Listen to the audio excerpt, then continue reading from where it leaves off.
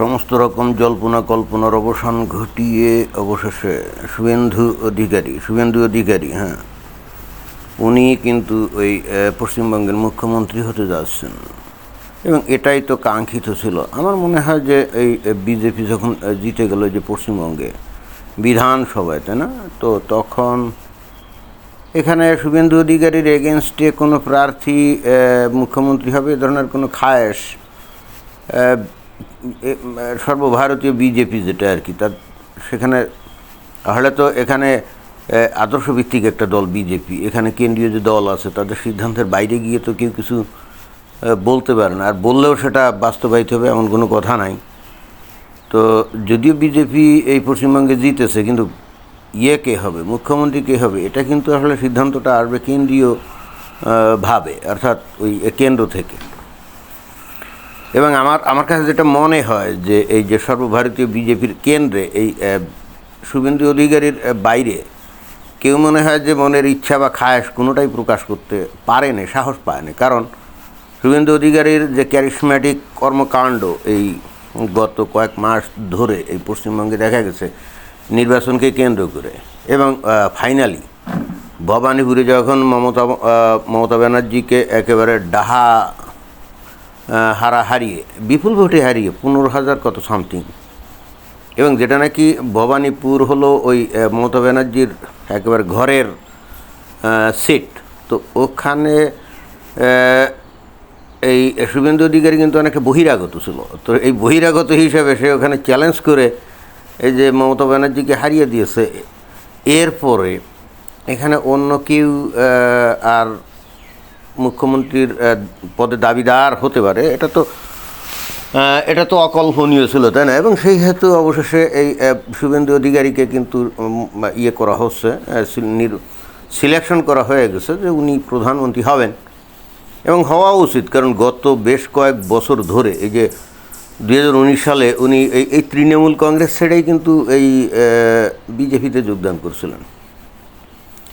তারপর প্রতিটা মুহূর্তে প্রত্যেকটা দিন আন্দোলন সংগ্রাম করে কিন্তু তার দিন কাটছে। আমরা যখন মিডিয়া দেখতাম এই খোদ বাংলাদেশেও, তখন আমরা এই শুভেন্দু অধিকারীর কণ্ঠ আমরা শুনতে পেতাম বিভিন্ন ইস্যুতে, বিশেষ করে হিন্দুদের স্বার্থ সংশ্লিষ্ট ব্যাপারে অনেক কথাবার্তা উনি বলেছেন। তার কথাবার্তা শুনে মুসলমানরা অবশ্যই তাকে ভয়ঙ্কর সাম্প্রদায়িক বলতো, আর হিন্দুরা মনে করতো যে তাদের বেঁচে থাকার আশ্রয়। এটাই তো, যেহেতু হিন্দুদের স্বার্থের কথা উনি বলতেন, তাহলে স্বাভাবিকভাবে হিন্দুরা তো তাকে আশ্রয় স্থল হিসেবে গণ্য করবে, আর ওদিকে মুসলমানরা মনে করবে যে হিন্দুদের এগেনস্টে কি গাজওয়াতুল হিন্দ করবে, তাই না? অথবা হিন্দুদেরকে সব কনভার্সন করিয়ে মুসলমান বানিয়ে ভারতে ইসলামী রাজ কায়েম করবে, এরকম। তো সেক্ষেত্রে শুভেন্দু অধিকারী তো এটার এগেনস্টে কট্টর স্ট্যান্ড নিয়েই খালি থাকেননি, উনি সেইভাবে কাজ কারবার এবং বক্তব্য বিবৃতিও দিয়ে গেছেন, হিন্দুদের মনে উনি সাহস জাগিয়েছেন। সুতরাং এই মতো কর্মকাণ্ডের পরিপ্রেক্ষিতে তাকে বাদ দিয়ে কিন্তু এই মুখ্যমন্ত্রী অন্য কাউকে এখানে নিয়োগ করা সম্ভব ছিল না, এটা অকল্পনীয় একটা ব্যাপার ছিল।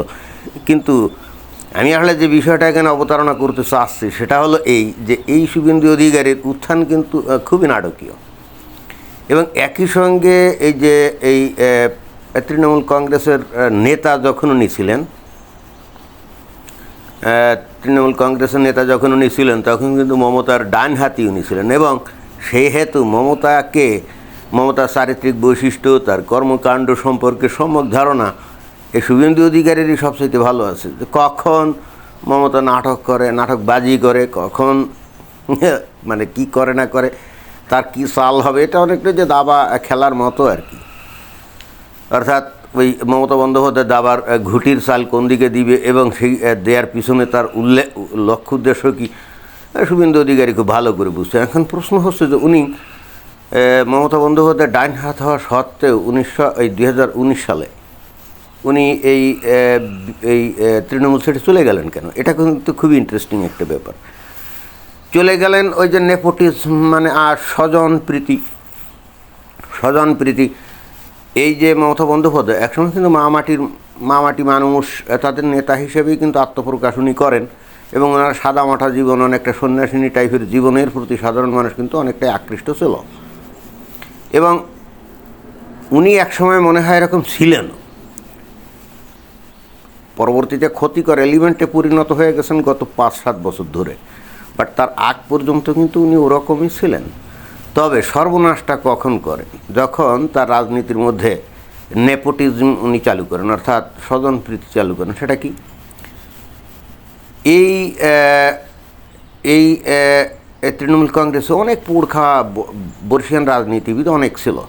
একটা পর্যায়ে মমতা বন্দ্যোপাধ্যায়ের কী যেন খায়স হলো যে এই সমস্ত নেতাগোতাকে পাত্তা পুত্তা না দিয়ে ওই তার যে ভাইপো অভিষেক ব্যানার্জিকে ডেকে এনে, কথা নেই বার্তা নেই, তাকে দিয়ে বড় বড় দায়িত্ব দিয়ে মানে এমন একটা পর্যায়ে হলো যে দণ্ডমুণ্ডের কর্তা এই অভিষেককে বানিয়ে ফেললো এবং ভবিষ্যতে তাকে মুখ্যমন্ত্রী বানাবে, এই ধরনের একটা ধান্দা বা খাস তার মধ্যে পেয়ে বসলো। এবং এই জিনিসটা তো ওই যে বর্ষিয়ান রাজনীতিবিদ, পোড়খা রাজনীতিবিদ, যারা নাকি তৃণমূল কংগ্রেস করতে গিয়ে বিভিন্ন সময় বিভিন্ন মার গুতা খেয়েছে, জেল হাজতে গেছে, অনেকে তো মারাও গেছে, তাই না? অত্যাচার নির্যাতনের শিকার হয়েছে। ভারতের মতো একটা গণতান্ত্রিক দেশে এটা কি আসলে মেনে নিবে নাকি? না, এটা তো মেনে নিবে না।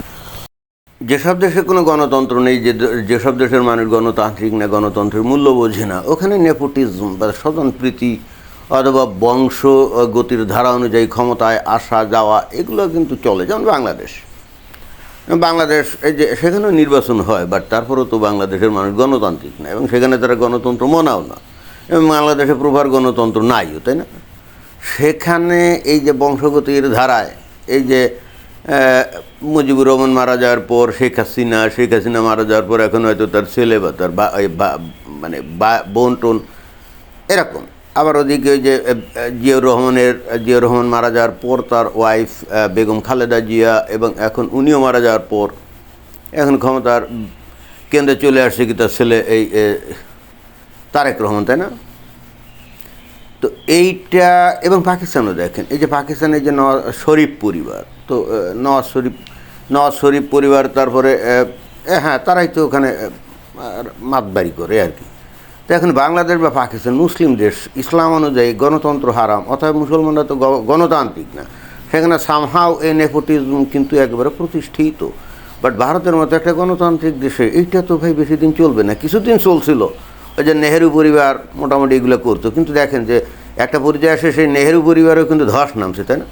এবং এই নেহেরু পরিবারের এখন যারা আছে দেখেন তাদের নেতৃত্বে কিন্তু কংগ্রেস খুঁড়িয়ে চলছে এবং অস্তিত্ব সংকটে পড়ে গেছে। এবং এটাই হওয়ার কথা। একটা গণতান্ত্রিক দেশে কখনো উত্তরাধিকার সূত্রে রাজনীতি চলে না। পশ্চিমবঙ্গে এই মমতা বন্দ্যোপাধ্যায় ঠিক সেই কাজটা এখানে শুরু করে দিয়েছিল। তার নিজের ছেলে মেয়ে নাই, কিন্তু তার ভাইপো তারা এনে এখন মুখ্যমন্ত্রী বানাতে হবে, অল্প বয়সী একটা পোলা বেয়াদ্দপ, এবং যার কোনো ভালো ওই শিক্ষার রেকর্ডও নেই, মানে তার অতীতে তার কোনো ভালো কোনো কোয়ালিটি নেই। ছেলেটা এমনি দেখতে শুনতে আবার হ্যান্ডসাম, এতে কোনো সন্দেহ নেই, কিন্তু ভাই ভিতরে তো মাল নেই।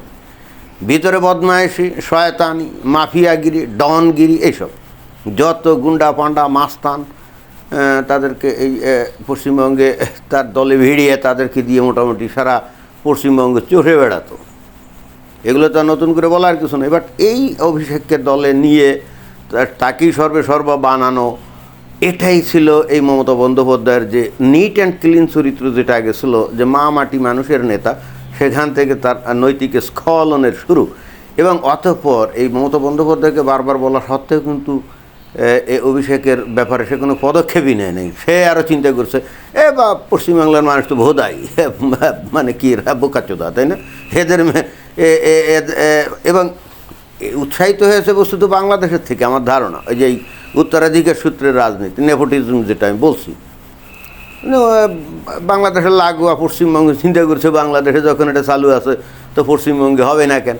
কিন্তু এটাই আমি বুঝলাম না তার কী কারণে, কী প্রয়োজনে অভিষেক ব্যানার্জির মতো একটা ফাউল একটা, মানে কি বলা যায়, একটা ওই কী জানি বলে না, ওই যে এক ধরনের হল মাকাল ফল, এই মাকাল ফলটাকে এনে এইভাবে এই গোটা পশ্চিমবঙ্গকে ধ্বংস করা এবং পশ্চিমবঙ্গের ভবিষ্যৎকে ধ্বংস করা এবং নিজের ক্যারিয়ারকে ধ্বংস করা, এবং একটা পরিচয় এখন যে প্রচণ্ড রকম অপমানজনক একটা পরিস্থিতির মধ্যে মমতা বন্দ্যোপাধ্যায় পড়ে গেছে, তাই না? এটা তো হতো না। তো যাই হোক, এই অভিষেক বন্দ্যোপাধ্যায়কে এখন মুখ্যমন্ত্রী বানাতে হবে, এইভাবে তাকে প্রস্তুত করা যখন শুরু হলো, পোড়খা রাজনীতিবিদ, ত্যাগী রাজনীতিবিদ তাদেরকে যখন ইয়ে করা শুরু হলো, অপমান অপদস্থ করা শুরু হলো, অবহেলা করা শুরু হলো, তখন তারা তো আস্তে আস্তে নিজেদের আখের গুটানোর মানে তখন আস্তে আস্তে তারা সরে পড়লো। তার মধ্যে শুভেন্দু অধিকারী কিন্তু অন্যতম। 2019 সালে উনি কিন্তু কী করলেন, এই মমতা বন্দ্যোপাধ্যায়ের ডান হাত হওয়া সত্ত্বেও সেটা ছেড়ে উনি যোগ দিলেন কি বিজেপিতে, এবং তার দৃঢ় অঙ্গীকার হলো যে ভাই ফোরে তুমি মুখ্যমন্ত্রী বানাবা না? আচ্ছা ঠিক আছে, আমরা সারা জীবন রাজনীতি করলাম, কত মারিগুতা গাইলাম, আমরা পদ পদবি পাবো না, আমাদের যোগ্যতা নেই, কোথাকার কোন আস্তাকুর থেকে এই ভাইপুরে তুলে এনে ফাউল একটা বেয়াদ্দব একটা অশিক্ষিত মূর্খ তাকে এনে তুমি বানাবা কি মুখ্যমন্ত্রী না? এই ব্যাপারটারই একটা যোগ্য জবাব কিন্তু এই যে দেয়া হয়েছে এইবারে ইলেকশনের মাধ্যমে, এবং তার একেবারে সম্পূর্ণ মানে একেবারে সামনের কাতারে থেকে নেতৃত্ব দিয়েছে শুভেন্দু অধিকারী, তাই না?